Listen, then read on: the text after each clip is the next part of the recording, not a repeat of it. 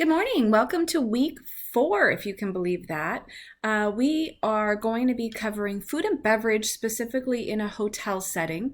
And so what you see on your screen is one of the org charts that I put in on one of the instructional pages as it relates to maybe what a generic or simple hotel might have in the way of different areas of responsibility within food and beverage. And so in some locations, there might be a food and beverage director, and then you'll see it split up into kind of culinary with the executive chef and some of the positions that fall underneath that, as well as stewarding. I wanted to point out stewarding as a department that not a lot of people know what they do, but it is super important for the health of a food and beverage operation.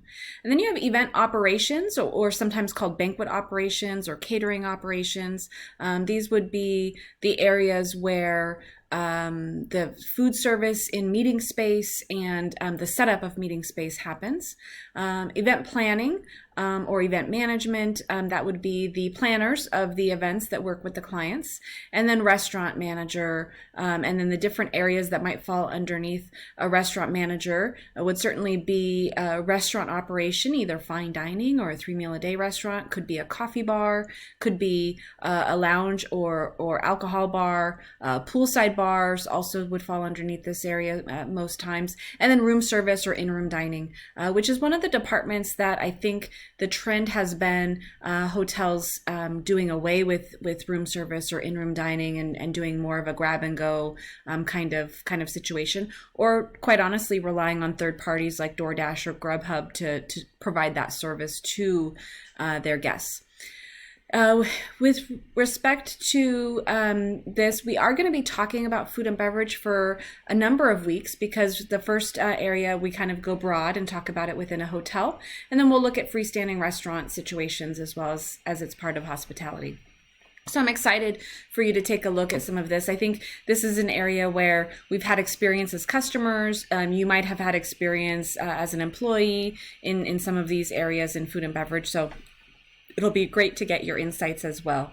I think the other item that I wanted to just briefly review with you for as we approach this week is a couple of assignments that we'll have.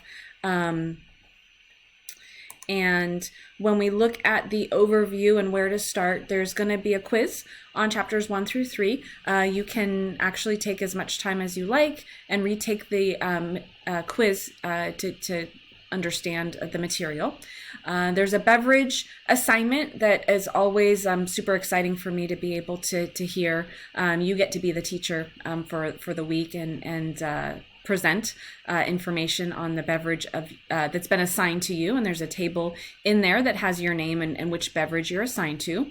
And then food and beverage, I did put on here, you start thinking about it as we start talking about food and beverage operations. I wanted you to be aware of the things you should be looking out for, but certainly you have a little bit more than a month to be able to work through this, and the information that we'll be going over in food and beverage will build and grow each week to be able to give you a full understanding of food and beverage in order to complete the assignment. So just to start thinking about what you'd like to do for that assignment. As always, if you have any questions, please don't hesitate to reach out to me, either by posting it on the discussion or by attending optional office hours. I look forward to hearing your questions about food and beverage, and certainly have a good week ahead. Thank you.